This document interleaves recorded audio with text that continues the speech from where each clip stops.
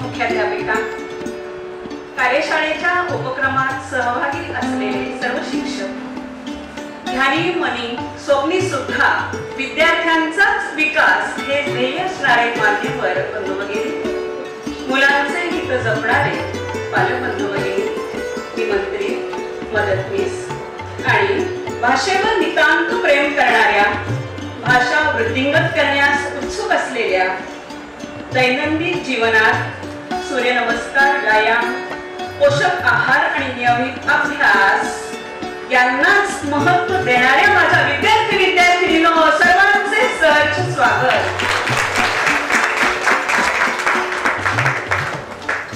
सर्वांना प्रजासत्ताक दिनाच्या हार्दिक शुभेच्छा. आजचा दिवस मंगलमय दिवस आहे, प्रेरणादायी दिवस आहे. आज आपण भाषा मार्गदर्शन शाळेच्या उद्घाटनासाठी एकत्र जमलो आहोत. मित्रांनो, भाषा ही संवेदना आणि संवाद दोन्हीसाठी फार महत्त्वाची आहे. विचार आणि भावना व्यक्त करण्याचा मार्ग म्हणजे भाषा. त्यात सर्वात जवळची मायेची भाषा म्हणजे मातृभाषा. मला अभिमान वाटत आहे आणि आनंदही होत आहे, कारण आपण सारे मातृभाषेतून शिक्षण घेत आहोत. आज या कार्यशाळेच्या उद्घाटनासाठी शिक्षण क्षेत्रातील, साहित्य क्षेत्रातील प्रख्यात व्यक्ती आवर्जून उपस्थित आहेत. डॉक्टर विजयाताई वाड आपणास प्रमुख पाहुण्या लावल्या आहेत. हा येत आहे. या कार्यक्रमाची सुरुवात आपल्या परंपरेनुसार विसस्तवनाने करीत आहोत.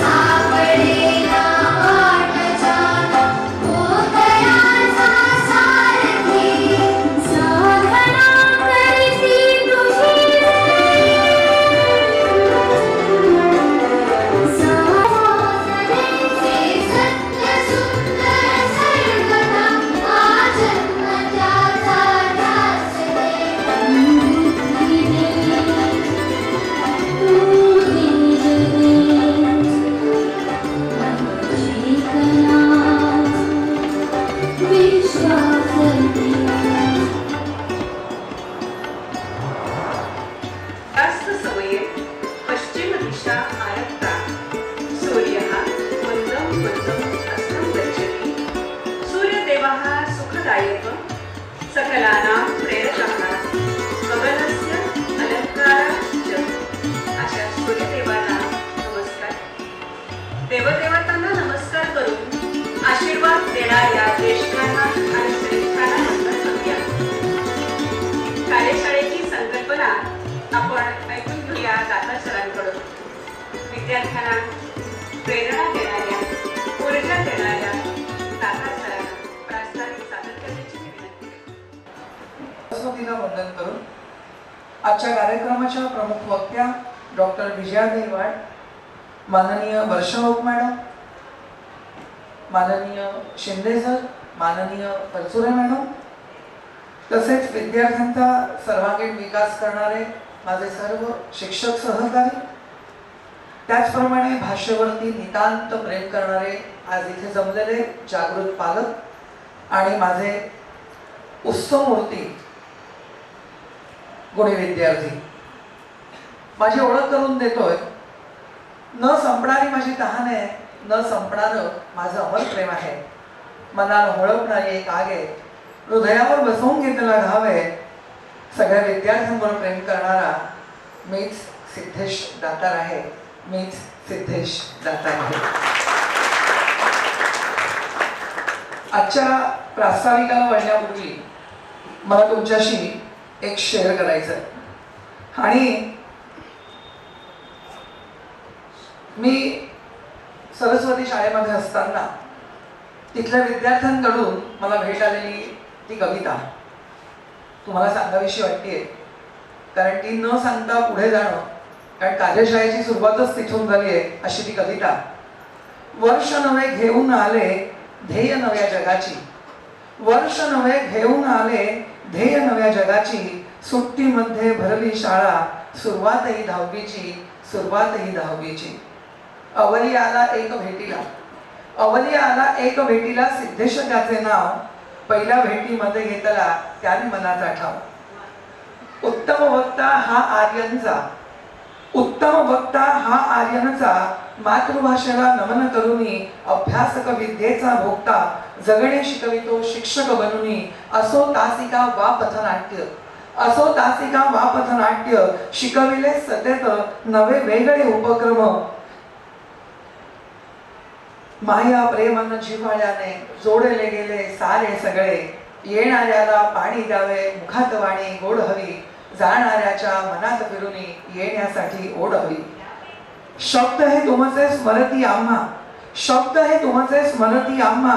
करूनी देती आठवण तुमची, जाऊ नका सोडून तुम्ही. आर्त हातही तुम्हाच आमची, आर्त हातही तुम्हाच आमची. आणि मग ठरवलं की या विद्यार्थ्यांच्या हाकेला हो द्यायची आणि त्याच क्षणी ठाण्यामध्ये कार्यशाळेचं आयोजन करायचं माझ्या मनाने पक्क केलं.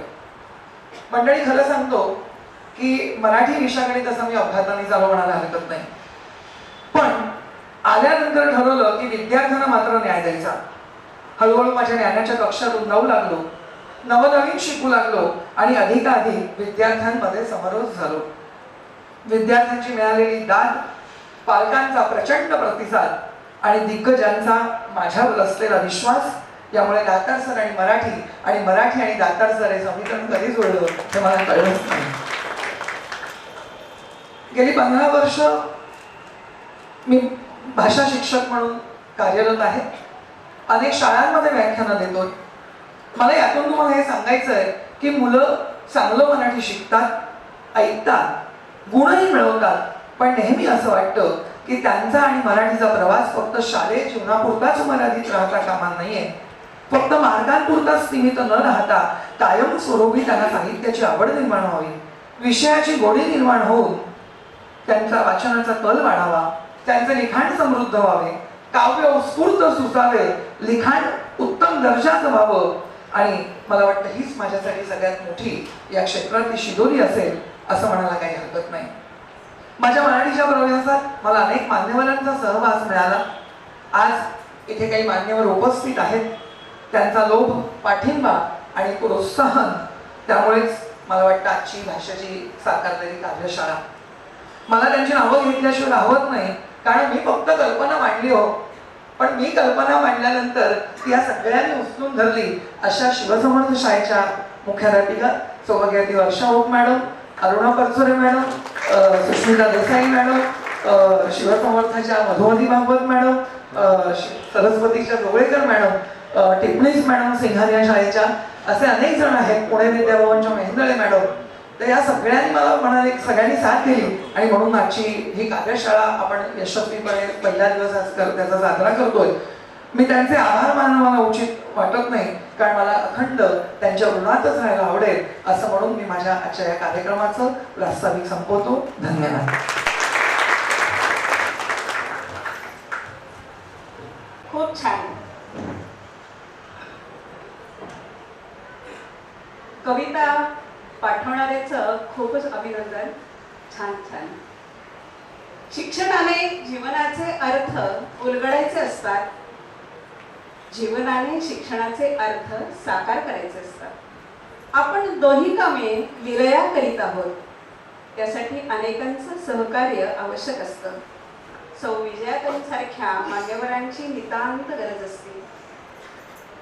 शिवसमर्थ विद्यालयाच्या माझ्या मुख्याध्यापिका सौ वर्षाताई ओक मॅडमना विनंती करते त्यांनी पाहुण्यांची ओळख करून द्यावी। जागृत पालक वर्ग आणि अर्थातच विद्यार्थी मित्रांनो, स्पर्धा प्रकाशनाच्या या भाषा कार्यशाळेच्या उद्घाटनासाठी विजयाताई वाड आज उपस्थित आहे, हा एक मोठा आनंद योग आहे। भाषेवर भरभरून प्रेम करणाऱ्या आणि रेन रेन गो अवे पेक्षा येरे येरे पावसात या संस्कृतीकडे त्यांचा कल अधिक असणारं हे मनस्वी व्यक्तिमत्व। एक प्रयोगशील शिक्षिका, संवेदनाशील लेखिका, कुशल प्रशासक आणि अभ्यासू संपादक संशोधक म्हणून त्यांची चतुरस्र कामगिरी। त्यांची शैक्षणिक कारकीर्द सांगायची झाली तर BSc BEd आणि MA PhD अशी झळझळीत असून सुरुवातीच्या काळात विक्रोळी येथील गोदरेजच्या उदयाचंद हायस्कूलमध्ये मराठी माध्यमाच्या प्रमुख म्हणून त्यांनी काम पाहिले। याच काळात स्वच्छ सुंदर हिरवे विक्रोळी स्टेशन हा पर्यावरण प्रकल्प हाती घेतला, तो 500 विद्यार्थी आणि 11 शिक्षक यांच्या मदतीने। 1995 साली या प्रकल्पास 50,000 रुपयांचे पहिले कॅथे पॅसिफिक एन्व्हायरमेंट अवॉर्ड प्राप्त झाले मुलांना। विद्यार्थ्यांच्या वैयक्तिक अडचणी सोडवणं, समुपदेशन करणं हा अंगभूत गुणच असल्यामुळे विद्यार्थ्यांच्या लाडक्या बाई होणं ओघाने झालं। पुढे सांताक्रूज येथे राजा रामदेवराव पोद्दार शाळा आणि ज्युनियर कॉलेजच्या प्राचार्य म्हणून त्यांची जबाबदारी वाढली आणि त्या संधीचंही त्यांनी सोनं केलं। सामाजिक भान जपणाऱ्या विजयाताई दरवर्षी 1000 आदिवासी मुलींना दत्तक पालक मिळवून देण्यासाठी प्रयत्नशील आहेत। विद्यार्थी विश्वात वावरत असताना बालवाचकांसाठी चरित्रपट लेखन, बाल कादंबरी, कथा, कविता, नाटकं या साहित्याबरोबरच प्रौढांसाठी सुद्धा कथा, कादंबरी, पालकांसाठी मार्गदर्शनपर लेखन असे बहुविध आणि साहित्याचे जवळजवळ सर्व प्रकार विजयाताईंनी हाताळले आहेत। त्यांच्या संवेदनशील लेखणीतून अनेक पुरस्कार प्राप्त पुस्तके लिहिली गेली असून वेधक विजया वाट हे त्यांचं 100वे पुस्तक आहे। टिंकू टिंकल व बंडू बॉक्सर या त्यांच्या 2 बालकादंबऱ्यांना राज्य पुरस्कार, तर अवेळ या कथासंग्रहास महाराष्ट्र साहित्य परिषदेचा पुरस्कार प्राप्त झाला। देवऋषी या कवितेस पर्यावरण मंत्रालयाचा राष्ट्रीय पुरस्कार देखील बहाल करण्यात आला। महाराष्ट्र राज्य मराठी विश्वकोश मंडळाच्या त्या पहिल्या महिला अध्यक्ष। विश्वकोशाचे 17, 18 व 19 असे 3 ग्रंथांचे संपादन त्यांनी केवळ 6 वर्षांच्या अल्प कालावधीत पूर्ण केले। शिवाय 20,187 पानांची CD करून आणि 1 ते 17 खंड एकत्रित स्वरूपात जनतेस अर्पण केले। मराठी विश्वकोशाचे 1 ते 19 खंड CDECच्या मदतीने मराठी विश्वकोश.in या वेबसाईटवर टाकून त्यांनी अखेर जगास खुलं केलं। विशेष उल्लेखनीय बाब ही की अंधांसाठी बोलका विश्वकोश तयार करण्याचे श्रेय देखील विजयाताईंना जाते। विश्वकोशाच्या ग्रंथवाचन स्पर्धांच्या आगळ्या वेगळ्या कामगिरीबद्दल त्यांना 2008 मध्ये कोलंबो विद्यापीठाने D.Litt ही सन्माननीय पदवी बहाल केली।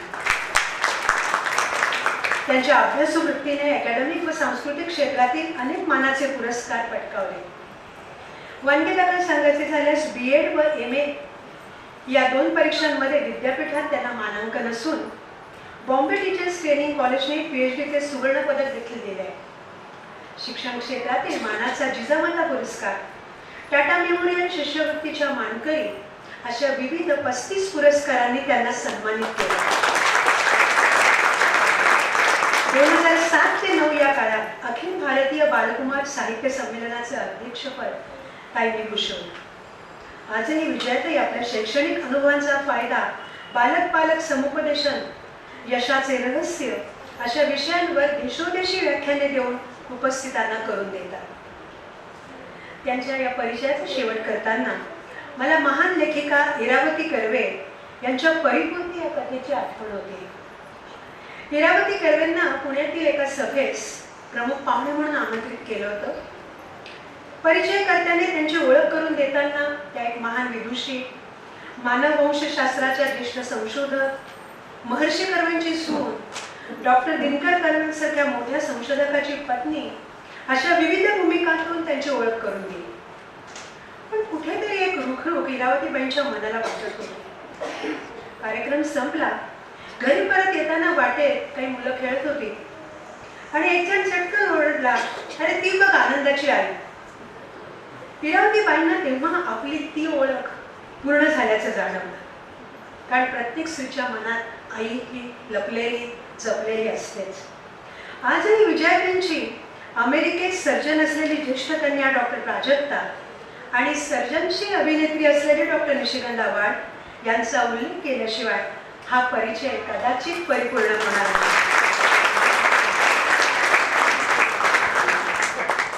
मी दादा सरांना विनंती करते की अशा या विदुषी व्यक्तिमत्वाचा उचित सत्कार करा.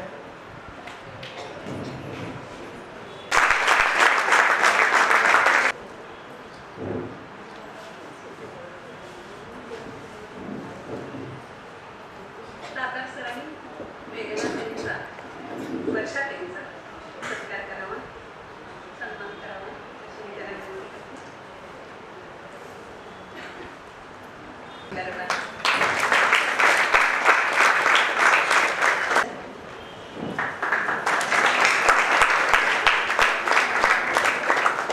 शिवसमाजाच्या मुख्याध्यापिका परचुरे मॅडम यांचा दादा सर सत्कार करीत आहेत.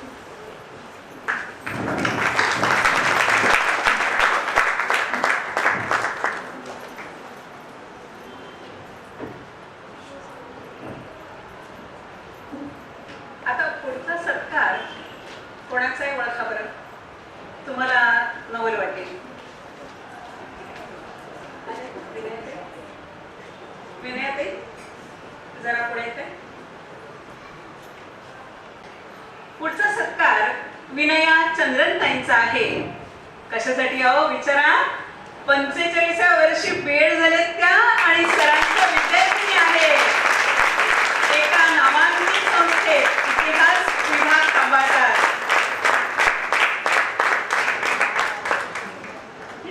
वर्षाताईंनी त्यांचा सत्कार करावा अशी विनंती.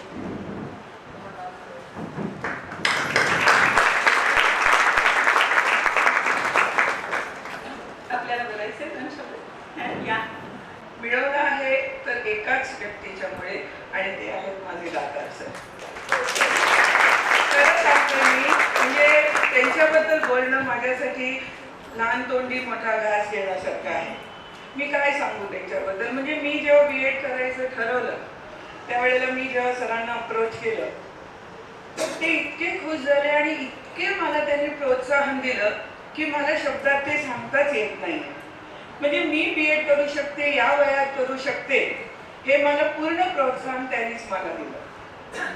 तू करू शकतेस. आणि प्रत्येक गोष्टीला मला सहाय्य केलं. जर माझी काही अडचण असली तर ठामपणे माझ्या पाठीशी उभे राहिले आणि माझी सगळी अडचण जी आहे ती त्यांनी दूर केली. एक असं व्यक्तिमत्व आहे की ज्यांना अभ्यासाचा किंवा शिक्षणाचा इतका ध्यास आहे की ते प्रत्येकाला एक काय म्हणतात ना सपोर्ट देतात, पाठिंबा देतात. त्यांच्या भाषावरची जी पकड आहे ती मी त्यांच्याकडनं शिकले की कसं भाषांतर असतं. ते आम्हाला जेव्हा शिकवताना, आमचे क्लासेस घेताना ज्या तऱ्हेने त्यांचे कविताचे जे पाठांतर आहे आणि अमुक वेळेला जे कविता जी बरोबर त्यावेळेला जी पाहिजे असते ते इतकं सुंदर असतं की त्यांना बघून असं वाटतं की हो शिक्षक असावा तर असा नक्कीच आहे. आणि माझं भाग्य असं आहे की मला ते गुरुजन म्हणून भेटले. जरी ते माझ्याने वयाने लास असले तरी कीर्तीने माझ्यापेक्षा खूप मोठे आहेत आणि त्यांच्याकडनं खूप शिकायचं आहे. आम्हाला सगळ्यांना त्यांच्याकडनं शिकायचं.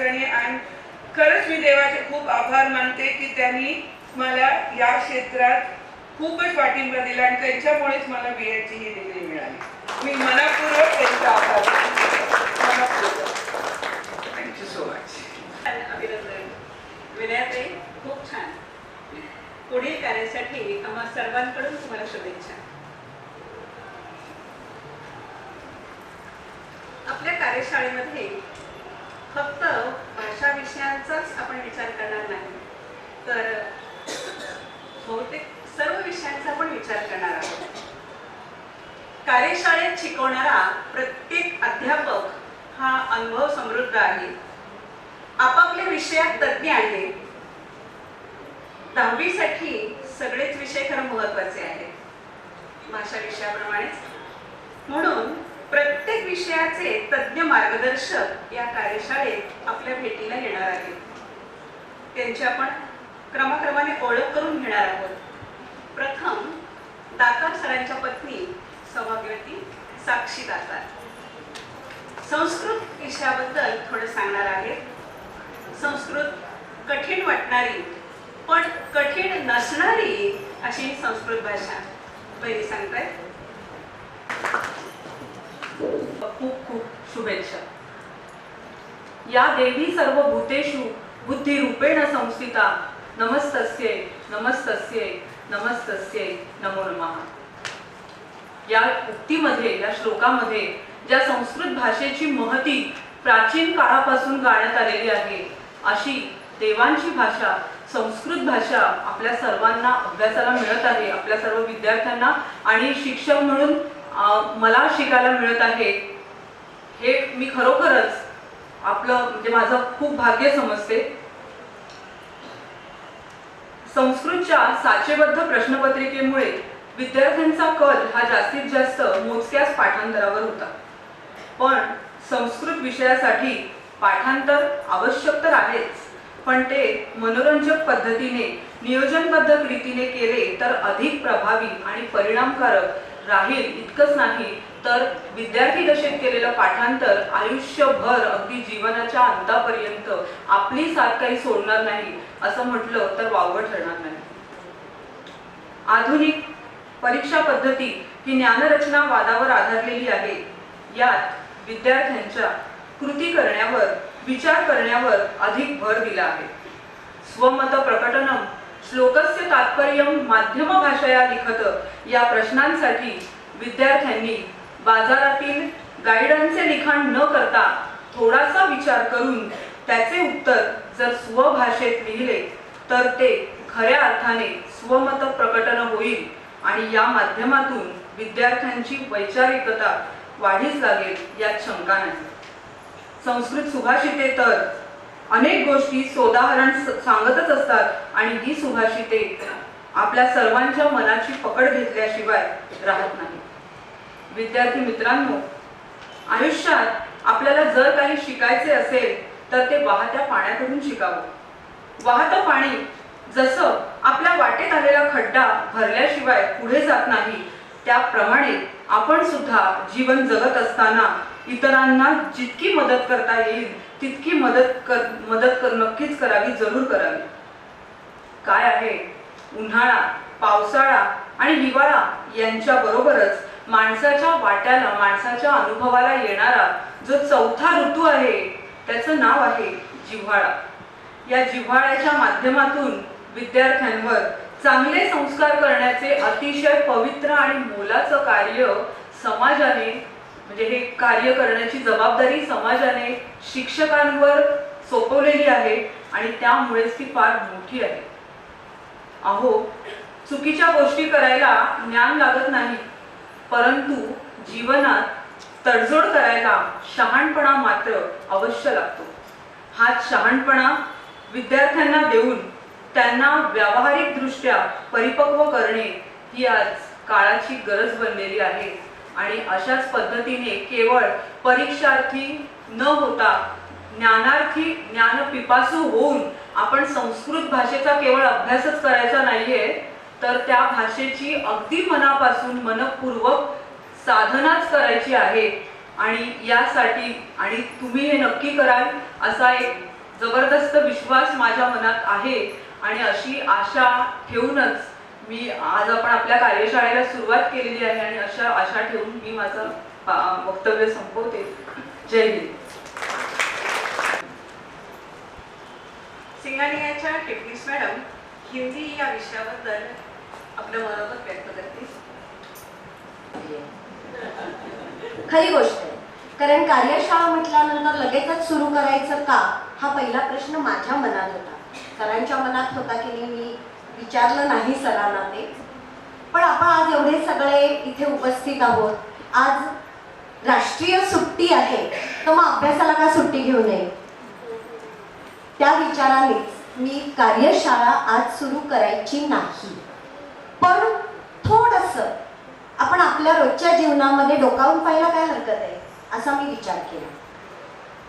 माझ्या मते भाषा ही एक कला आहे. कलेचा आविष्कार हा भाषेनेच होतो बघा. म्हणजे दोन्ही गोष्टी एकावर एक अवलंबून आहेत. भाषा ही कला आहे आणि कलेचा आविष्कार करायचा असेल तर त्याला भाषा लागते. तुमच्या मनातील विचार तुम्हाला स्पष्ट करायचे असतील, व्यक्त करायचे असतील, तर तुम्हाला भाषेची आवश्यकता लागते. मग ही भाषा आपण का शिकायची? भाषा का शिकली जाते? नाही. भाषा सहज बोलली जाते. कारण भाषा ही एक कला असल्यामुळे त्यामध्ये अभ्यास म्हणजे ज्ञान मिळवायचं नसतं, तर त्याचा अभ्यास करायचा असतो. अभ्यास म्हटल्यानंतर जरा कदाचित आठ्या पडल्या असतील डोक्यावर, पण अभ्यास जो विद्यार्थी मित्रांच्या मनामध्ये अभ्यास आहे, तो अभ्यास मला अभिप्रेत नाही. तुम्ही गृहकार्य दिलं त्याला अभ्यास म्हणता. तुम्ही शाळेत जाऊन काय केलं रे आज असं विचारल्यावर म्हणता अभ्यास केला, खेळलो, मजा केली. मला अभिप्रेत तो अभ्यास नाही. अभ्यास या शब्दाचा खरा अर्थ आहे तो म्हणजे एखादी गोष्ट सतत करत राहणे. मग आपण चालतो, आपण बोलतो, आपण उभे राहायला केव्हा शिकलो हे आपल्याला आठवत सुद्धा नाही ना. तसं आपण बोलायला केव्हा शिकलो हे आपल्याला आठवत सुद्धा नसतं. पण मग अभ्यासाच्या दृष्टीने, म्हणजे आता मी परीक्षेचा अभ्यास म्हणते, अभ्यासाच्या दृष्टीने अभ्यास का करायचा, परीक्षेच्या दृष्टीने अभ्यास का करायचा, या सगळ्या गोष्टींचा विचार बाजूला टाकून भाषा ही कला आहे या विचाराने तुम्ही सुद्धा भाषेकडे बघा असं मला वाटतं. भाषा ही कला असल्यामुळे ज्ञान मिळवण्यासाठी शास्त्र किंवा विज्ञान लागतं. पण कलेचा अभ्यास करायचा म्हणजे एखादी गोष्ट वारंवार करायची. म्हणजेच काय करायचं तर वातावरण त्याच्यासाठी चांगलं द्यायचं. ही पालकांना माझी विनंती आहे. भाषेला वातावरण चांगलं द्यायचं म्हणजे काय करायचं तर मुलांच्या कानावर सतत उत्तम भाषा कशी पडत राहील हे प्रथम पाहिलं पाहिजे. मी सर्व भाषांच्या दृष्टीने हे बोलते म्हणून मी मराठीतून बोलते. फक्त मराठी नाही, फक्त हिंदी नाही, संस्कृत नाही, इंग्लिश नाही, सगळ्या भाषांचा विचार केला तर भाषा कानावर पडली तर आपण बोलू शकतो. म्हणजे अनुकरण केलं तर आपण बोलू शकतो. त्यामुळे भाषेसाठी, भाषेचा अभ्यास करण्यासाठी वातावरण हवं, भाषेचा अभ्यास करण्यासाठी अनुकरण हवं आणि भाषेचा अभ्यास करण्यासाठी अभ्यास हवा म्हणजे त्याच्यात सातत्य हवं. एखादी गोष्ट तुम्ही सतत केली तर तुम्ही त्यामध्ये निश्चित प्रावीण्य मिळवू शकता. आता मी थोडंसं हिंदी भाषेकडे जाते. हिंदी भाषेचं पुस्तक तुम्ही पाहिलं. पहिलं मी सांगते की मी आज इकडे यायचं म्हटल्यानंतर जरा बिल्डिंगमध्ये विचारलं काय रे मी कोणत्या भाषेत बोलू, हिंदीमध्ये बोलू, मराठीत बोलू. हिंदी काय पकाऊ आहे काकू, तुम्ही मराठीतच बोला. हा जो विचार आहे ना तुमच्या मनातला विद्यार्थी मित्र हो, तो पहिला काढून टाका. तर तुम्हाला भाषेची गोडी कळेल. आणि भाषेची गोडी कळण्यासाठी वातावरण निर्मिती पालकांनी द्यायला हवी. म्हणजे फक्त चित्रपटच दाखवायचे नाहीत तर पुस्तकं घरामध्ये हवी. ती घरातली पुस्तकं आपला मुलगा वाचतो आहे की नाही याच्याकडे लक्ष द्यायला हवं. नसेल तर थोडंसं सुरुवात आपण करून द्या वाचनाची आणि मुलांना पुढे वाचायला सांगा. असं वातावरण हळूहळू बनवा. त्याच्यानंतर मगाशी मी म्हटलं अनुकरण, तर ती भाषा ऐकून शिकली जाईल. म्हणून मी मगाशी चित्रपटाचा विषय काढला की फक्त चित्रपट नको, मग त्याच्यासाठी आपल्याला उत्तमोत्तम जशा गाण्याच्या सीडीज मिळतात, गाण्याचे अल्बम मिळतात, तसे आपल्याला अभ्यासाचे, तसे आपल्याला लेखांचे कुठे सीडीज मिळत आहेत का, अल्बम मिळत आहेत का, जेणेकरून आपल्या विद्यार्थ्याच्या कानावर, आपल्या मुलाच्या कानावर स्पष्ट शब्दोच्चार जातात. कारण अभ्यास करताना त्याला स्पष्ट शब्दोच्चार करता आले पाहिजे, त्याचं वाचन उत्तम झालं पाहिजे आणि वाचन उत्तम करण्यासाठी त्याची गती वाढली पाहिजे. तुमच्या लक्षात येत असेल, मी एक एक गोष्ट पुढे पुढे जाते आहे. वातावरण निर्मितीनंतर अनुकरण आलं, अनुकरणानंतर तुमचं अभ्यास आला आणि अभ्यासातल्या या छोट्या छोट्या पायऱ्या आहेत, त्या म्हणजे तुम्हाला सतत त्या गोष्टीमधलं सातत्य ठेवायचं असेल तर वाचन हवं. विद्यार्थी मित्रहो, तुम्हाला हिंदीचं पुस्तक पूर्णपणे माहिती हवं. खरं सांगायचं तर आपल्या स्टेट बोर्डाचा अभ्यासक्रम असा आहे की नापास मी होऊन दाखवेन असं म्हटलं तरी आपण नापास होऊ शकत नाही. मी असं ऐकलं होतं, आता कदाचित वाड मॅडम त्याला मला मार्गदर्शन करू शकतील. मॅडम, असं एक पारितोषिक होतं ना महात्मा गांधीजींच्या नावे, बरोबर, की 35% 35% मिळवायचे, पण प्रत्येक विषयात 35%. अच्छा, मोरारजी देसाईंना मिळालं होतं आणि महात्मा गांधीजींच्या नावाने हे बक्षीस म्हणजे हा पुरस्कार सुरू केला होता. हे फार कठीण आहे विद्यार्थी मित्र, खूप कठीण आहे. फक्त 35 मार्क मिळवायचे आणि 35% प्राप्त करायचे, खूप कठीण आहे. तसं नापास होणं सुद्धा कठीण आहे. तुम्ही एकदा तुमचं पाठ्यपुस्तक म्हणजे आजीची पोथी, ही पोथीसारखी दररोज एक धडा असं वाचन करत राहिला तर तुमची वाचनाची गती वाढेल. वाचनाची गती वाढण्यासाठी तुम्हाला शब्दभांडार आवश्यक आहे.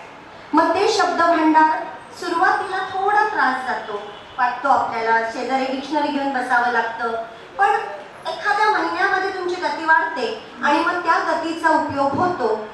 तुम्ही वेगाने वाचू लागता आणि जितकं वेगाने वाचाल तितकी तुमच्या लक्षामध्ये त्या सगळ्या पाठ्यपुस्तकातल्या गोष्टी राहू शकतात. म्हणजे शब्दभांडार वाढलं तरच तुम्ही वेगाने वाचू शकता. वाचनाची गती ही उपन्यास म्हणजे हिंदीचा शब्द चुकून आला माझा, कादंबरी असो, गोष्ट असो, या गोष्टी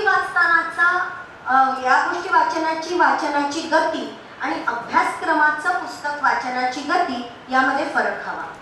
कारण आपल्याला पाठ्यपुस्तक अत्यंत बारकाईने वाचायचे, इतकं बारकाईने वाचायचे, कुठूनही प्रश्न येऊ दे, झोपेतही तुम्हाला विचारू दे, तुमच्या तोंडून नकळतपणे उत्तर बाहेर पडेल याची खात्री मी तुम्हाला देते. पण तुमच्याकडून तशी खात्री मला हवी की तुम्ही ते पुस्तक बारकाईने वाचलेलं हवं. शब्दभांडार तुमच्याकडे हवं. तुम्हाला कोणीही नापास करू शकत नाही. परत हा शब्द मी मुद्दामून वापरला कारण परीक्षार्थीच आपल्याला सगळे बनवत असतात, पण भाषेचं प्रेम वाढवायचं असेल तर शब्दभांडारासाठी आपल्याजवळ शब्दकोश घेऊनच बसला तर खूप फायदा होणार आहे. बाकीच्या युक्त्या मी कार्यशाळेत सांगेन. आता मी इथेच थांबते. राष्ट्रीय सुट्टी आहे, त्या राष्ट्रीय पर्वानिमित्त म्हणजेच आपल्या प्रजासत्ताक दिनानिमित्त मी सर्वांना शुभेच्छा देते. जय हिंद, जय महाराष्ट्र, जय भाषा. हिंदी आता सोपं वाटायला लागलंय की नाही? बाईंनी किती सोप्या शब्दात सगळं सांगितलंय. आता इतिहासाकडे वळूया. परचुने मॅडम इतिहासाबद्दल सांगतायत. नको जंत्री नको सूची, सोपी सोपी इतिहासाची युक्ती. पण सारे दहावीचे भावी विद्यार्थी आणि त्यांचे उत्सुक असलेले सगळे पालक, आतापर्यंत भाषेवरती अनेक प्रकारे बोललं गेलं. मला वाटतं मी असं म्हणेन की टिपलेस मॅडमने माझे सगळे मुद्दे खाऊन टाकले.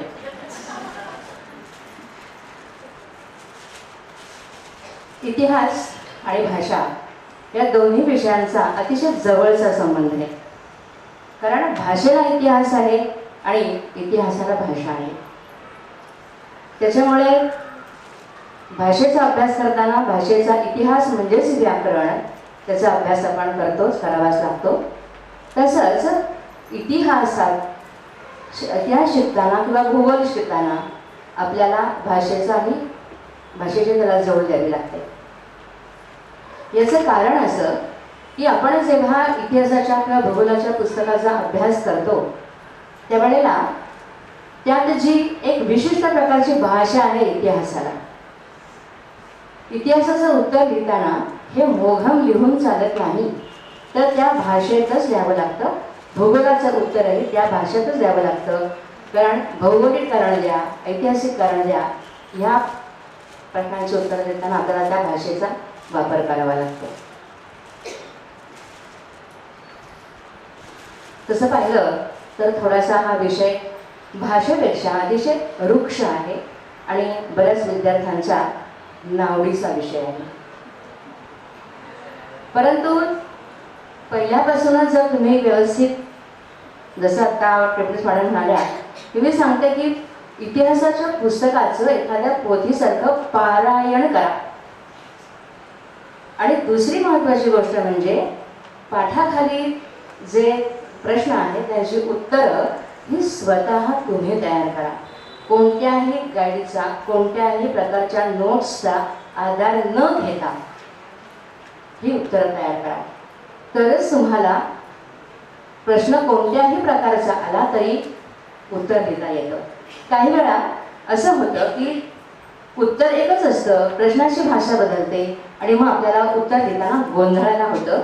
तसं होऊ नये म्हणून आपण जरी व्यवस्थित अभ्यास केलेला असला तरी 1 मार्काचं उत्तर येऊ दे किंवा 4 मार्काचं उत्तर येऊ दे किंवा 3 मार्काचं उत्तर येऊ दे, आपल्याला त्याचं उत्तर व्यवस्थित घेता आलं पाहिजे. आता इतिहास, राज्यशास्त्र, भूगोल आणि अर्थशास्त्र ह्या 4 विषयांचा अभ्यास समाजशास्त्र या विषयामध्ये अंतर्भूत केलेला आहे. इतिहास आणि राज्यशास्त्र या विषयांचा अभ्यास करताना आपल्याला आपल्या देशाचा इतिहास, जगाचा इतिहास, विविध क्रांत्यांचा इतिहास याचा सगळा अभ्यास केल्यामुळे आपल्याला आपल्या मनामध्ये आपल्या देशाबद्दल जाज्वल्य प्रेम उत्पन्न होतं. आणि अशा प्रकारचं जर जाज्वल्य राष्ट्रप्रेम असेल तरच एखादा विद्यार्थी, आजकाल आपण पाहतो की समाजसेवा हे सुद्धा एक करिअर निर्माण झालेलं आहे. तर असा विद्यार्थी या विषयापासून प्रेरणा घेऊन ज्याला खरोखरच समाजासाठी काही करायचं आहे तो यासाठी आपलं आयुष्य वेचू शकतो. जसं आपण म्हणतो की अनेक क्रांत्यांचा अभ्यास करतो आपण तेव्हा, किंवा भारतीय स्वातंत्र्य चळवळीचा अभ्यास करतो तेव्हा अनेक क्रांतिकारकांनी जसं आपली जीवन पुष्प अर्पण केली, इतकं काही पराकोटीचा उद्योग आपण करणार नाही आहे मला माहिती आहे, पण तरीसुद्धा त्यापासून प्रेरणा घेऊन जर आपण अभ्यास केला तर कदाचित एखादी व्यक्ती अशी परिपूर्ण देशप्रेमाने त्याचं मन व्यापलेलं असतं, तन मन धन लावून ते देशप्रेम आपलं व्यक्त करू शकते आपल्या कार्यातून. आता आपल्या पुस्तकामध्ये आपण जर बघितलं तर संपूर्ण पाठ्यपुस्तकामध्ये दोन्ही महायुद्ध, त्याच्यानंतर विविध क्रांत्या आणि जागतिक घडामोडी की ज्या घडामोडीमध्ये आज जग जवळ येत आहे, ग्लोबलायझेशन, तर ह्या सगळ्याचा अभ्यास आपल्याला करायचा आहे. राज्यशास्त्रामध्ये आपण 1ली 2री पासून अगदी 4थी पासून नागरिकशास्त्र या विषयाचा अभ्यास करतो आपण, तर त्यात काही फार कठीण नाही आहे. आणि दुसरी गोष्ट म्हणजे या विषयाचा बाऊ न करता अतिशय सोपा विषय आहे हा, आणि हे मनात ठेवून जर अभ्यास केला तर कोणत्याही प्रकारची अडचण आपल्याला येत नाही. आता ज्या देशांचा आपल्याला इतिहास शिकायचा आहे त्यांचा भूगोलही माहिती असणं आपल्याला गरजेचं आहे. कारण इतिहासामध्ये आपण जर एखादा समजा दोन्ही महायुद्धांचा अभ्यास केला तर ह्या महायुद्धामध्ये कोणते देश सहभागी होते, त्या देशांचं भौगोलिक स्थान जर आपल्याला माहिती नसेल तर त्या संकल्पना स्पष्ट होत नाही. आणि म्हणूनच हे दोन्ही विषय एकमेकांवरती अतिशय अवलंबून आहेत आणि म्हणूनच भूगोलाचाही अभ्यास सूक्ष्मपणे करणं अतिशय आवश्यक आहे. या भूगोलामध्ये फक्त देशांचं भौगोलिक स्थान नाही तर पर्यावरणाचा दिवसेंदिवस नाश होत चाललेला आहे आणि त्यासाठी आपण कोणते प्रयत्न केले पाहिजेत या सगळ्याचा अभ्यास आहे. म्हणजे फक्त भूगोल म्हणजे तिथला प्रदेश कोणत्या प्रकारचा आहे, लोकांचं जीवन कसं असतं याचा अभ्यास न करता संपूर्ण भौगोलिक क्षेत्रामध्ये दिवसेंदिवस संपूर्ण विश्वामध्ये कोणकोणत्या प्रकारचे बदल होत आहेत याचा अभ्यास आपल्याला करायला मिळतो. आणि या दोन्ही विषयांचा अभ्यास करण्यासाठी आपलं अभांतर वाचन हे अतिशय आवश्यक आहे. ज्या करंट इव्हेंट ज्याला म्हणतो आपण, आत्ता ज्या घडणाऱ्या घटना आहेत या घटना आणि इतिहास आणि भूगोलामध्ये पूर्वी घडलेल्या घटना या दोन्ही घटनांची सांगड आपल्याला घालावी लागते आणि तरच आपण खऱ्या अर्थाने इतिहास किंवा भूगोल हा विषय शिकतो असं आपण म्हणू शकतो. तर अशा प्रकारे ह्या दोन्ही विषयांचा अभ्यास केल्यानंतर ज्यांना खरोखरच भाषेची आवड आहे, काही विद्यार्थी असेही असतात की हे सगळे विषय कंपल्सरी आहेत ना म्हणून आम्ही शिकतो. कारण विषय 10वी नंतर खऱ्या अर्थाने आपल्यामध्ये जे काही कलागुण आहेत 10वी 12वी नंतर तुम्हाला जेव्हा ऑप्शन्स विषय मिळतात तेव्हा तुम्ही खरे पुढे चमकता. परंतु 10वी 12वीला हे विषय कंपल्सरी असल्यामुळे तुम्हाला त्याचा अभ्यास करावाच लागतो आणि त्यामध्ये तुम्हाला 100% योगदान द्यावंच लागतं. हे दोन्ही विषय असे आहेत की केवळ मी असं म्हणणार नाही की विद्यार्थ्यांनी इंजिनियर डॉक्टर होऊ नये, परंतु आज जर बघायला गेला आपण तर आर्किओलॉजी सारखा विषय आपण जर पुढे घेणार असू तर त्याची तयारी आपल्याला 8वी 9वी 10वीच्या वर्गापासूनच करावी लागते आणि तरच आपण यामध्ये अर्थात त्याच्यामध्ये खरी आवड असावी लागते आणि तरच आपण हे करिअर निवडू शकतो. विविध करिअर आपल्याला उपलब्ध आहेत आर्ट्स क्षेत्रामध्ये सुद्धा. म्हणजे केवळ सायन्स गणितचा अभ्यास करून तेच महत्त्वाचे विषय आहेत असं न समजता सगळेच विषय तितकेच महत्त्वाचे आहेत आणि असं जर समजून अभ्यास केला तर मगाशी म्हटल्याप्रमाणे 10वी पास होणं, नुसतं पास होणं काय 75% मार्क मिळवणं अजिबात कठीण नाही. आज जी मार्कांची स्पर्धा जी आहे ही स्पर्धा केवळ संख्यात्मक विकास न होता तर जो गुणात्मक विकास झाला तर त्याला जास्त महत्त्व आहे आणि त्याच्यासाठीच आपल्याला सगळ्या विषयांचा अभ्यास हे सगळे विषय हातात हात धरून जाणारे आहेत आणि त्यामुळे त्या विषयांची एक जी साथ आहे ही न सोडता सगळ्या विषयांचा एकदम जर अभ्यास केला, व्यवस्थित अभ्यास केला तर आपण आपलं करिअर निश्चितच ठामपणे निवडू शकतो आणि आपल्या जीवनामध्ये यशस्वी होऊ शकतो. इथेच थांबते. धन्यवाद. आता आपण गणिताकडे वळणार आहोत. पाटील सर गणिताबद्दल सांगतात. या विक्रोळीमध्ये उदयाचरला होत्या तेव्हा मी तिकडे उत्कर्ष बालमंदिरला होतो. तेव्हा मॅडमच्या काही विद्यार्थिनी माझ्याकडे ट्युशनला येत होत्या. त्यापैकी एका मुलीने मला असं सांगितलं, मी तिला विचारलं तुला काय व्हायचंय, तर म्हणाले मला विजय वाढ व्हायचे.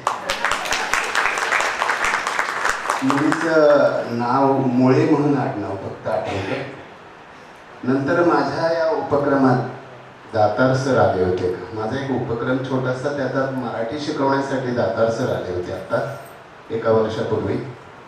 तेव्हा त्या मुलींना मराठी सरांनी शिकवलं आणि त्या मुली म्हणाल्या की आम्ही आत्ता 15 वर्षाचं झालं असं मराठी अजून आम्हाला कोणी शिकवलंच नाही.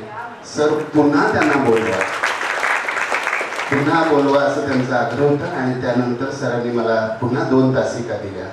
त्याबद्दल मी आत्ता सरांचा आभार मानतो कारण त्याच्यानंतर सर मला भेटलेच नव्हते. नंतर मंचावरील माननीय माजी आजी मुख्याध्यापक, माझे शिक्षक बंधू भगिनींनो आणि आम्हाला जे आवश्यक असतात ते विद्यार्थी आणि पालक, विद्यार्थ्यांना सर्वात एवढा आवडता ना गणित, आणि नेमकं त्याचं मला माहिती सांगायला मिळालेली, त्याच्यात मी अजून आनंदी आहे. एवढा ना आवडता. मला वाटते हे घरातूनच सुरुवात होते. हा कठीण आहे, हा नावडता आहे. 80% लोक याविषयी नावडता हेच बोलतात, दुसरं काही बोलत नाही. त्याला अनेक कारणे आहेत. आत्ता पण बघा ना, आता एक नवीन फॅड आलंय, गणित येत नाही. पूर्वी आम्ही असं गणित करत होतो, वाटते मला तरी, मी करत होतो की आम्ही, मला वाटते माझ्या वयाचे सगळे असेच करत होते. एक जर गणित आलं नाही ना तर 3-4 पद्धतीने ते सोडवून बघायचं, आणि त्यावेळेस दुसऱ्या पद्धतींचा पण आमचा रिव्हिजन व्हायचं, आणि मग ते गणित यायचं. आता गणित आलं नाही, टॅप उघडा, ओपन करा, गणित आलं. नाहीच तसं टॅपवाले तुम्ही नसाल तर मग काय, नोट्स उघडा, गणित लिहून काढा, संपलं, गणित आलं. मग परीक्षेत ते गणित नक्कीच सोपं नाही जात, तर ते अवघड जातं. विद्यार्थ्यांना अजून एक मला असं सांगायचं की 10वीच्या मुलांना जर विचारलं, बराचसा संपर्क येतो माझा 10वीच्या विद्यार्थ्यांशी, अनेक ठिकाणी येतो, तर त्या मुलांना जर विचारलं तर प्रमेय कसे करत आले, पाठ करायचं, त्यात काय एवढं विशेष आहे. विद्यार्थ्यांना याचं एक छोटंसं उदाहरण द्यावंसं वाटतं. येऊ जातात, ठीक आहे. साधी गोष्ट मी त्यांना सांगतो, नाही बाळांनो तसं नाही आहे. प्रमेय म्हणजे एकदम सोपं असतं.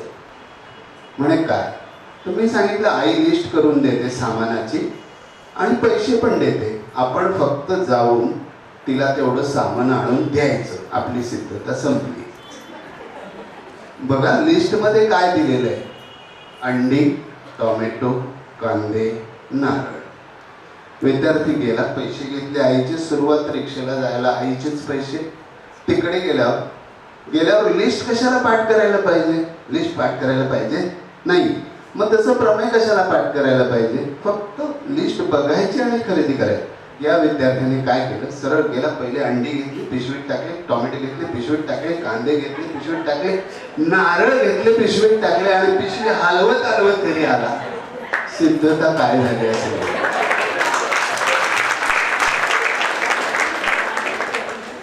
विद्यार्थ्यांनो यामध्ये त्याच्या सिद्धतेचा फक्त क्रम बदलला, दुसरं काहीच नाही. आणि क्रमच प्रमेयांचे मुलांना जमत नाही. काही कोणताही क्रम वापरतात आणि सिद्धता फेल ठरते. खरंच सोपं आहे. जर त्याने नारळ प्रथम घेतले असते तर त्याची सिद्धता नक्की चांगली झाली असते. एवढं सोपं आहे, पण आपण त्यांना कठीण बनवलेलं आहे. आपण त्यांना घाबरवतोय. घाबरवू नका, आमच्या कार्यशाळेत या, तुम्हाला गणित सोपं वाटेल.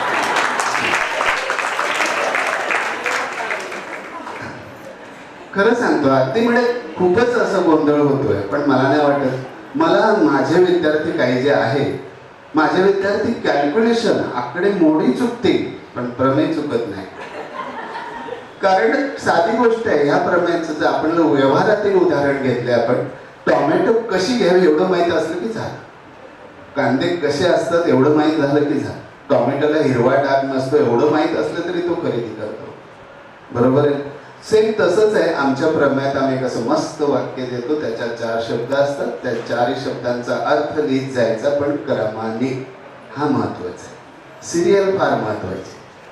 विद्यार्थ्यांनो, मी गणिताचा शिक्षक, मला काय एवढी चांगली भाषा आणि भाषेत बोलता येईल असं वाटत नाही,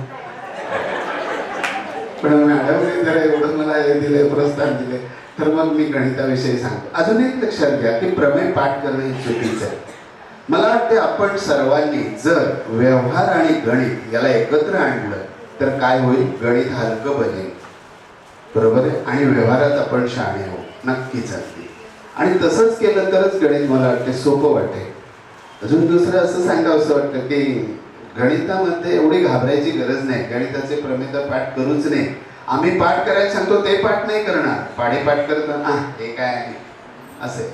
पण पाढे पाठ जे पाठ करायला पाहिजे ते करत नाही, आणि जे नको ते पाठ करतात. काही मुलं ना एवढी हुशार असतात ना, मुलं अख्खं गणित पाठ असतो आणि मग गोंधळ होतो. अक्षर मागे पुढे केली की धचा माव होतो आणि मग एक इतिहास ठरतो की 7वीला 90% मिळवणारी मुलगी 10वीला फक्त 60% आली. ह्याला कारण काय? बस झालं, जास्त न बोलता, मला काही जास्त बोलता येणार नाही. एवढं बोलून मी माझं भाषण संपवतो. जय हिंद. आता आपण बोलणार आहोत विद्यालयाकडे. सहभागी मधुमती भागवत मॅडम भूगोल आणि गणिताचे शिक्षक इथे येऊन गेल्यामुळे माझी एक चिंता थोडीशी मिटलेली आहे. कारण भाषा मार्गदर्शन कार्यशाळेत या विज्ञानाच्या बाई काय करताय असं बरेच जण ओळखणारे समोर बसले, त्यांना लगेच प्रश्न पडला असता. इथे आल्यावर पहिलाच हा प्रश्न आमच्या शाळेच्या मुख्याध्यापकांनी म्हणजे शिंदे सरांनीच मला विचारला.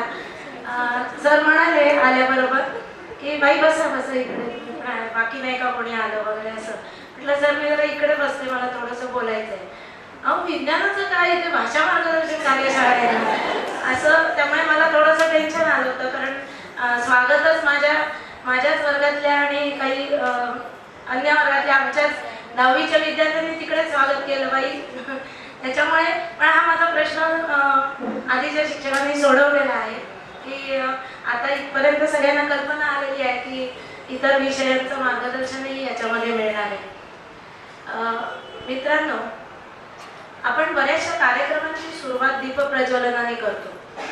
तसंच विज्ञानाचा दीप मनामध्ये लावू, उजळू न टाकू, जीवन आपुले.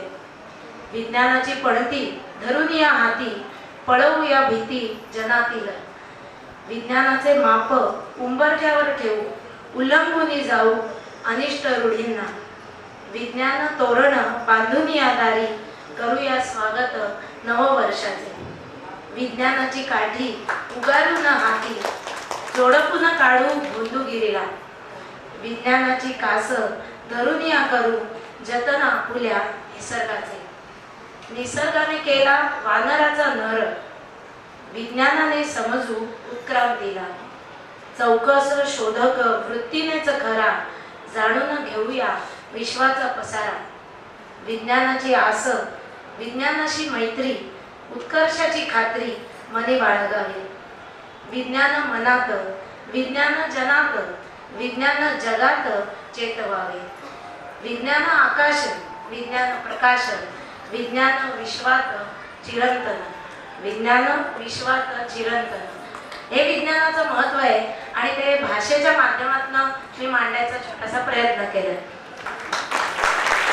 मित्रांनो, विज्ञानाचा भाषांशी घनिष्ठ संबंध आहे. शब्दातून व्यक्त होणारे म्हणजे आपल्या भाषांमधले रस, अलंकार हे भाषेचं विज्ञान असं मला वाटतं. आणि भाषांमधलं व्याकरण हे त्यातलं तंत्रज्ञान. आणि आपला विषय तोच आहे, विज्ञान आणि तंत्रज्ञान भाग 1, 2 वगैरे वगैरे. आणि विज्ञानाची पण स्वतःची अशी परिभाषा असते, त्याच्याशिवाय काही आपलं विज्ञानाशी चांगलं जमत नाही. ती परिभाषा आत्मसात करणं महत्त्वाचं असतं. जसं विज्ञानाच्या व्याख्या, त्यातले काही नियम, लॉज, वर्गीकरण, त्यातले द्विनाम पद्धती, बायनॉमियल नॉमेनक्लेचर, ह्या सगळ्यासाठी म्हणजे विज्ञानाची परिभाषा आत्मसात होणं हे अत्यंत आवश्यक असतं. असं हे विज्ञान आपल्याला नुसतं शिक्षकांच्या व्याख्यानातून ऐकण्यापेक्षा निरीक्षण करून, कृतींमधून आणि अनुभवांमधनं शिकता आलं तर काय बहार येईल. पटकन ते समजेल, उमजेल आणि सगळ्यात महत्त्वाचं म्हणजे ते आवडेल. चौकसपणाने विचारलेले प्रश्न, व्यक्तिगत शंका यांचं निरसन होईल. हसत खेळत, क्लुप्त्या लढवत ते विज्ञान आत्मसात करता येईल. शिक्षकांनी स्वतः बनवलेल्या पॉवरपॉईंट प्रेझेंटेशन्समधून हे विज्ञान दृकश्राव्य होईल. सोप्याकडून कठीणाकडे असं नेत ते सहज साध्य होईल. आणि अचूक आकृत्यांमधून, सुबक आकृत्यांमधून हे विज्ञान बोलकं होईल. या कार्यशाळेचा हाच उद्देश आहे असं मला वाटतं. या कार्यशाळेमधल्या तज्ज्ञ शिक्षकांकडून विद्यार्थ्यांना असं सुयोग्य मार्गदर्शन मिळेल की जे भोकमपट्टीतून यशाकडे न नेता आशयाकडून यशाकडे नेईल हे नक्की. मला एक उदाहरण द्यावंसं वाटतं की आपण एखाद्या समारंभात जातो, तिथे जेवणासाठी खूप इतके पदार्थ असतात, ते चाट असेल, चायनीज असेल, महाराष्ट्रीयन पदार्थ, पंजाबी डिशेस, सगळं एवढं भरभरून आणि सगळं सुग्रास असतं.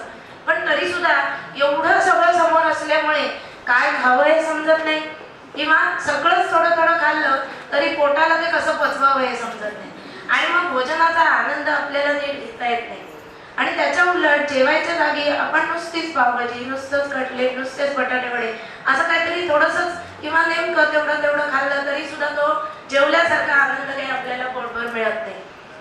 मला सांगायचं असं की आपल्या कार्यशाळेच्या दृष्टिकोनातून खूप वारंवार समोर काहीतरी असंख्य गोष्टी, खूप काहीतरी असं समोर ठेवलेलं असेल तरी सुद्धा आपल्याला हे 10वीतलं विज्ञान किंवा 9वी 10वीतलं किंवा शालेय जीवनातलं विज्ञान हे नीट हजम होणार नाही, पचवता येणार नाही. आणि ते नुसतंच आपण गाईडमधनं किंवा असं काहीतरी नुसत्या तंत्र मंत्र शिकवणारे याच्यातनं प्रश्नोत्तर पाठ केली, नुसतं तेवढंच नेमकं, तर त्या धड्यांमध्ये काय दिलेलं आहे विज्ञानामध्ये हेही आपल्याला समजणार नाही. त्याचा सुवर्ण मध्य गाठण्यासाठी सगळं काही समजून उमजून नेमकं असं काही सांगणारी ही कार्यशाळा असेल अशी मी सरांच्या वतीने मला खात्री देऊ इच्छिते आणि इथे थांबते. नमस्कार.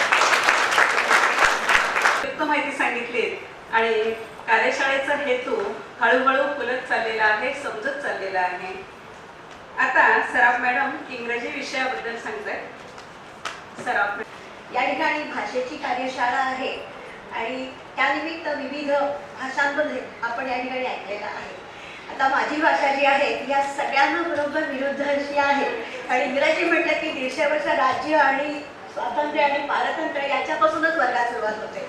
आणि मग मला म्हणतात मॅडम नाही इंग्रजी नको आम्हाला. तर मी त्यांना असं सांगते की आपल्याकडे आई असते, मावशी असते, आपल्याला आई आवडते तेवढीच मावशी सुद्धा आवडतेच आहे. त्यामुळे त्या सगळ्याचं साम्य जर आपण भाषांकडे बघितलं तर निश्चितपणे आपल्याला ही इंग्रजीची गोडी लागू शकेल. आणि मुलांना इंग्रजीला असं म्हटलं जातं की विंडो टू द वर्ल्ड. आपल्याला जगाची खिडकी चौघडी करून घ्यायची असेल तर इंग्रजीशिवाय पर्याय नाही आहे. आणि त्या दृष्टिकोनातून आपण इंग्रजीचा अभ्यास करायचा आहे. आम्ही ज्यावेळेस इंग्रजी शिकलो त्यावेळेस आमच्याकडे पाठांतर होतं, घोकंपट्टी होती, 35 मार्काचं व्याकरण होतं. ते केलंच पाहिजे. म्हणजे भरभरून व्याकरणावरती जोर दिला की आम्ही 35 मार्क मिळाले. पाठ केलेलेच प्रश्न इंग्रजीतनं तुम्ही मुलांना सुदैवी आहात, तुम्हाला ऍक्टिव्हिटी शीट आलेली आहे. आणि ह्या ऍक्टिव्हिटी शीटचा तुम्हाला असं उपयोग आहे की तुमच्या समोर परिच्छेद आहेत, पाठ्यपुस्तकातलेच आहेत आणि त्या पाठ्यपुस्तकाचा जर तुमचा नीट अभ्यास असेल तर you can score more than 92% in English. आणि त्याच्यासाठी प्रत्येक ऍक्टिव्हिटी आपल्याला घ्यायची आहे. इथे सरांनी ही कार्यशाळा घेतलेली आहे. इंग्रजीचं पुस्तक पालकांनी सुद्धा बघायला हरकत नाही. प्रत्येक ऍक्टिव्हिटीला नंबर दिलेला आहे आणि त्या त्या ऍक्टिव्हिटीज तुम्ही जर घेतल्यात आणि यामध्ये कन्स्ट्रक्टिव्हिझम म्हणूनच आलेलं ज्ञानरचनावादावरच हे आलेलं आहे. पूर्वी आम्ही खेळ खेळायचो की नाव गाव फळ फूल वगैरे किंवा समानार्थी शब्द, विरोधार्थी शब्द सगळ्या भाषांमध्ये असं त्याच पद्धतीने या ऍक्टिव्हिटीज फक्त त्याला रूपांतरित केलेलं आहे.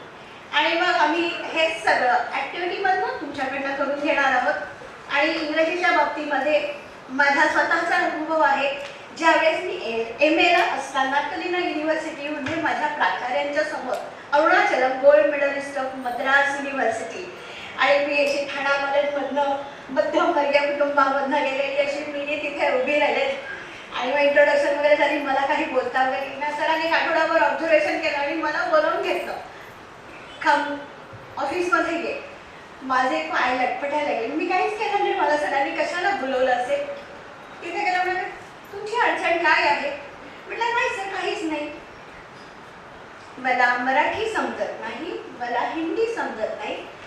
Try to speak in English. 10% English, 90% Marathi, but try to speak in English and that was the turning point in my life. तिथून माझ्या म्हणजे MA ला असताना मी इंग्रजीतनं बोलायला सुरुवात केली. तुमच्या दृष्टीने 80 आणि 20 मार्क तोंडी परीक्षा ह्या तेवढ्याचसाठी आहे की तुम्हाला स्पीच 5 मार्काचं आहे, रीडिंग 4 मार्काचं आहे. आणखी म्हणजे जे काही डिक्टेशन आहे त्याच्यावर तुम्ही करणार आहात. आणि म्हणून पुढे 10वी झाल्यानंतर किंवा जसे तुम्ही जाल तर मला असं वाटतं की तुम्हाला इंटरव्ह्यूजला वगैरे जाण्यासाठी वगैरे इंग्रजी भाषा बोलता येणं अतिशय महत्त्वाचं आहे. आणि ऐकणं, बोलणं आणि मग त्याच्यापुढे लिहिणं वगैरे. आणि त्या सगळ्यासाठी व्याकरणाची गरज आहे. आमच्या वेळेस हे व्याकरण होतं. मी आत्ताच म्हटलं की पाठांतर करून नियम पक्के डोक्यात बसले, फिटेक झालेले आहेत की आम्ही मार्क मिळवायचो. पण आता मुलांना तिथे ऑप्शन्स आहेत, उत्तरांचे ऑप्शन्स आहेत आणि त्यातलं योग्य ते तुम्ही लिहायचं आहे म्हटल्यानंतर तुमचं ग्रामर अतिशय पक्कं पाहिजे. आणि मग त्यासाठी काही छोट्या छोट्या क्ल्यूज आहेत. त्यात ग्रामर अवघड नाही, कुठल्याही भाषेचं अवघड नसतं, कारण ग्रामरशिवाय भाषा ही होणारच नाही, व्याकरणाशिवाय भाषा होणारच नाही. त्यामुळे व्याकरणावर आधारितच ती आहे. वोकॅब्युलरी आहेत किंवा तुमचा जो पेपर पॅटर्न आहे त्याच्यामध्ये A1, A2, A3, A4, A5 त्याचा जर आपण व्यवस्थित अभ्यास केला आणि पूर्ण पाठ्यपुस्तक जर आपण घेतलं तर निश्चितपणे वोकॅब्युलरी पण अनेक प्रकारे आपण त्या ठिकाणी आहे ती आपली सिद्ध करू शकतो. किती प्रकारे वोकॅब्युलरी त्या ठिकाणी असू शकेल. एक सगळ्यात महत्त्वाचा म्हणजे मॅडमनी पण मगाशी तो सांगितला की पर्सनल रिस्पॉन्स. आणि मग पर्सनल रिस्पॉन्स म्हणजे की इंग्रजीमधनं पर्सनल रिस्पॉन्स आम्ही लिहित नाही किंवा कुठेतरी मिसअंडरस्टँडिंग होतं आणि मग त्या पर्सनल रिस्पॉन्सचे मार्क आपल्याला मिळतील की नाही. तर हे पर्सनल रिस्पॉन्स तिथेच आहे, ते आपण कसे लिहायचे आहेत त्याची आपण जर प्रॅक्टिस केली तर नक्कीच पर्सनल रिस्पॉन्स. आणि हाच पर्सनल रिस्पॉन्स आयुष्यात सगळी मुलांकडे तुम्हाला उपयोगी पडणार आहे. आणि कन्स्ट्रक्टिव्हिझम मी तुम्हाला असं म्हटलेलं नवीन याच्यामध्ये ज्यावेळेस मी पुण्याला ट्रेनिंगला गेले होते यशोदामध्ये, त्यावेळेस त्यांनी आम्हाला 0 म्हटल्यानंतर सांगितलं होतं it is not 0, it is outstanding. म्हणजे जिथे शून्याला आउटस्टँडिंग म्हटलेलं आहे तिथे माझी शिक्षकाची जबाबदारी भरपूर वाढलेली आहे. ते म्हणतात 4 भिंतींच्या आत हे शिक्षण नाही, मुलगा बाहेर जातोय, तो शिकतोय, तो शाळेत येतोय, तो शिकतोय. जेवढे त्याला अनुभव घेता येतील त्या अनुभवाने त्याला समृद्ध करायचं आहे. आणि एवढंच नाही तर आता जे आहे की त्याच्यामध्ये तुम्हाला वर्गामध्ये ग्रुप करायला सांगितलेले आहेत, बॅच करायला सांगितलेले आहेत. कारण आमच्या वेळेस बाईने उभं राहा म्हटलं की आम्ही मान खाली घालून बसायचो, बाई मला उठवणार नाही ना. पण आता ग्रुपच केलेले आहेत. ह्या ग्रुपनी हे सांगायचं, त्या ग्रुपनी ते सांगायचं. म्हणजे प्रत्येक विद्यार्थ्याचा सहभाग. It is a child centre education.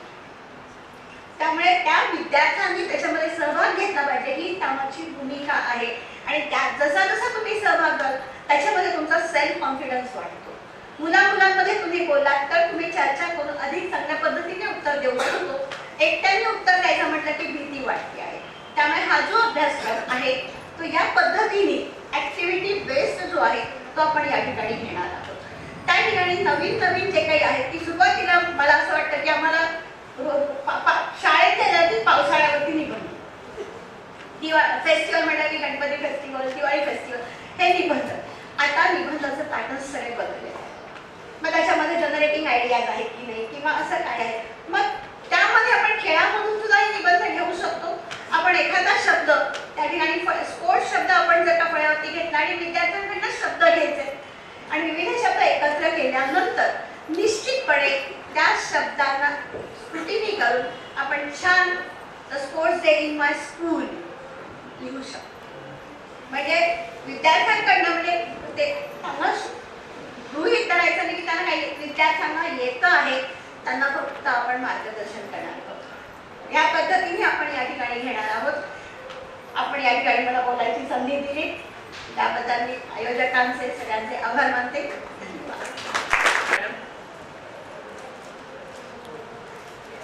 ठाण्यात प्रसिद्ध असलेली आदर्श असलेली सरस्वती शाळा, त्या शाळेचे मुख्याध्यापक शिंदे सर आता शुभेच्छा व्यक्त करत आहेत. असलेले सन्माननीय शिक्षक, माझे सन्माननीय पालक आणि अत्यंतिक प्रिय प्रिय प्रिय असे माझे विद्यार्थी मित्र, विनम्रपणे मी आपल्याला सांगू इच्छितोय की माझा इथे येण्याचा उद्देश निश्चित स्वरूपात सौ अनिश्री दातार यांचा आग्रह आणि विजयाताई येणार आहेत त्यामुळं त्यांना ऐकावं आणि भाषेच्या बाबत आहे त्यामुळं ॲक्टिव्हिटी बेस भाषा आणि त्यातलं काही त्यांच्याकडे ऐकावं. त्यामुळं विनम्रपणे मी सांगू इच्छितोय की विद्यार्थी म्हणून खरं तर मी ते आलो होतो समोर बसून हे ऐकावं छानसं.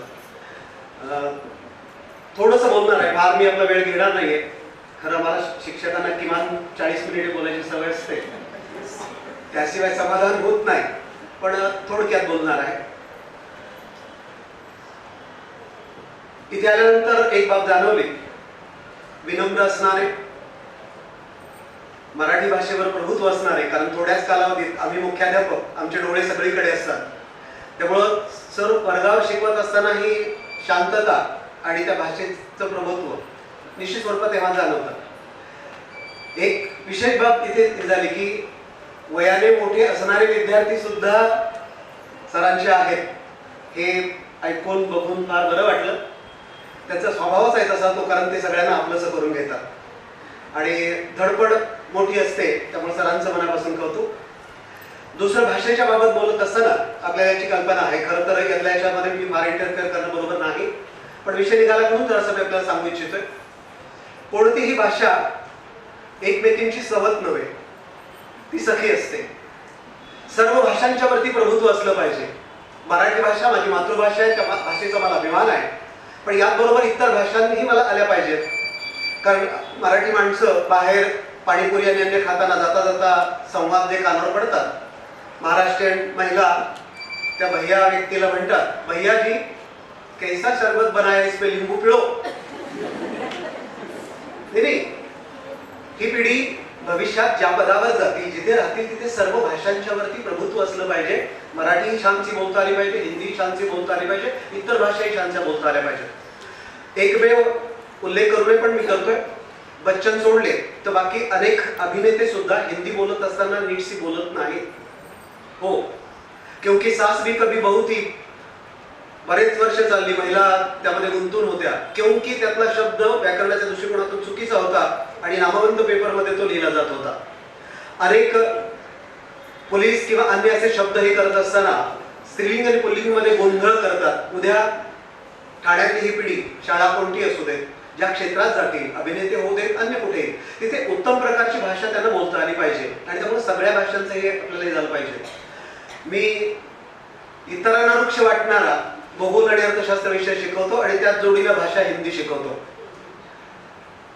आजची पिढी, आई बाबा सकाळपासून संध्याकाळपर्यंत 8वीच्या पुढे आल्यानंतर जुंपून टाकतात. त्यात आता पुढे मी शब्दही वापरत नाही आणि मग ती त्रस्त झालेली असते. मानसशास्त्रीय दृष्टिकोनातून 90 मिनिटे फक्त ऐकता येतं तुम्हाला, मला, सगळ्यांनाच.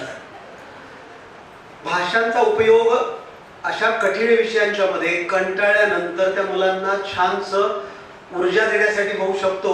आणि हिंदी भाषेचा तर निश्चित नाही, कारण मी मराठीत म्हणालो किती माणसं होती फारसं वाटत नाही, किती आदमी ते म्हटलं की वेगळा त्याचाही वाटतो. हो, कारण मुलं कंटाळली की त्याच्या मधल्या याच्यामध्ये अशा चारोळ्या आणि भाषा वापरून त्यांना ऊर्जा देण्याचं काम केलं जातं आणि त्यातला भाव नीट त्यांना कळला पाहिजे, हे मात्र निश्चित स्वरूपात. आणि म्हणून तरी भाषेच्या बाबत असं म्हटलं जातं, शब्द शब्द शब्द कहे, शब्द के न हाथ पाँव, एक शब्द मरहम करे, दूजा करे घाव, दूजा करे घाव. त्यामुळे भाषेचा भाव शिक्षकांनी नीटपर्यंत पोहोचला की हे होतं. शिक्षा म्हणून सुद्धा आजच्या काळात मुलांना ओरडायचंही नाहीये, पण शिक्षा म्हणून सुद्धा या भाषेचा वापर करता येतो. मुलं थोडासा गोंधळ घालायला लागले की मी या चारोळ्यांचा वापर करतो, मी असे शब्द वापरतो. समझ समझ के समझो, समझ समझना भी एक समझ है, समझ समझ के जो भी न समझे मेरी समझ में ना समझ है. भावनिक शिक्षण देण्याबरोबरच त्यांना त्यातून बोलून थोडं शांत करण्याचा प्रयत्न भाषा करते. त्यामुळे हिंदी बऱ्यापैकी हे आहे. माझी मराठी भाषा त्याचा अभिमान आहे, पण त्यात सगळ्या भाषा विद्यार्थ्यांना आल्या पाहिजेत. मला वाटतं याबाबत दुमत असण्याचं कारण नाही. बोलताना बरंच बोलता येईल, मी फार बोलणार नाही. एक बाब मी पुन्हा थोडक्यात सांगून मी थांबणार आहे. वैज्ञानिक प्रगती आणि अन्यायाचा विचार करत असताना विज्ञान आणि प्रगती आणि अन्याय करता येतं. भावनिक विकास भाषाच करते. त्या पुरुषाला बाबा आणि त्या स्त्रीला आई ही भाषा शिकवते. विज्ञानाचा अभ्यास सुद्धा भाषेतूनच करावा लागतो. त्यामुळे भाषेला अनन्यसाधारण महत्व आहे. नागासाकी, हिरोशिमा यावर टाकलेल्या अणुबॉम्ब जेव्हा त्या शास्त्रज्ञांनी त्याविषयीचं मत व्यक्त करताना सांगितलं की या विज्ञानाचा आविष्कार मी मानवी उपयुक्ततेसाठी केलेला होता, मानवाच्या विनाशासाठी नव्हे. आणि म्हणून भावना, स्नेह, ममत्व, मातृत्व, भातृत्व सगळे भाव भाषा शिकवते. अन्यथा मानवी समूह बटाट्याची गोणी होईल. त्यामुळे भाषेला अनन्यसाधारण महत्व आहे, निश्चित स्वरूपात आहे. त्यामुळं इतरांना महत्व नाही येतं, सगळ्यांना बरोबर असलंच पाहिजे. विज्ञानही मुलाचं आहे तेवढंच, पण कोण कमी कोण जास्त निश्चित स्वरूपात नाही. जसं स्त्री पुरुषांच्या बाबत विचार आपण करत असताना दोघंही महत्वाचे आहेत. संसार रूपी रथाची दोन चाक आहेत, दोघांचाही समतोल असला पाहिजे. तसं सगळ्यांचा समतोल, मात्र भाषेवर प्रभुत्व असलं पाहिजे. बोलणाऱ्याच्या आंबाड्या विकतात, न बोलणाऱ्याचे गहू विकले जाते असं म्हटलं जातं. मी फार बोलत नाहीये. खरं तर मी पुन्हा रिपीट करतोय, विद्यार्थी म्हणून आलो होतो. माझे सरस्वती इथे एवढ्या आहेत, मला माहित असतं तर कदाचित मी नसतो आलो. कारण नवीन काय मिळतंय का? कारण विद्यार्थ्यांची मनोवृत्ती जिथे जिथे चांगलं आहे तिथे तिथे घेण्याची असावी. मी माझ्या बाळांना हमेशा प्रत्येक वेळेला उदाहरण सांगत असतो की विद्यार्थ्यांनी मधमाशांसारखं असावं. माशा बालपणी गोड धोड खाल्यानंतर चेहऱ्यावरती काही लागलं की आपल्या इर्दगिर्द राहतात. गोमाशा सोनेरी सुंदर रंगाच्या असतात, गाई म्हशी आणि कुत्र्या मांजरावरती बसतात. मात्र मधमाशा इथे तिथे घाणीवर बसत नाहीत. कितीही दूरवरती उंचावरती प्रवास करतात, फुलांच्याकडे आकर्षित होतात. ते मधुकण एकत्रित करण्यासाठी, तो सुगंध एकत्रित करण्यासाठी संकलित करून आधाशासारखे खात नाहीत, त्या मधाच्या पोळात ठेवतात उज्ज्वल भविष्याचं नियोजन करण्यासाठी. त्यामुळे विद्यार्थी हे मधमाशा सारखे असावेत, जिथे जिथे चांगलं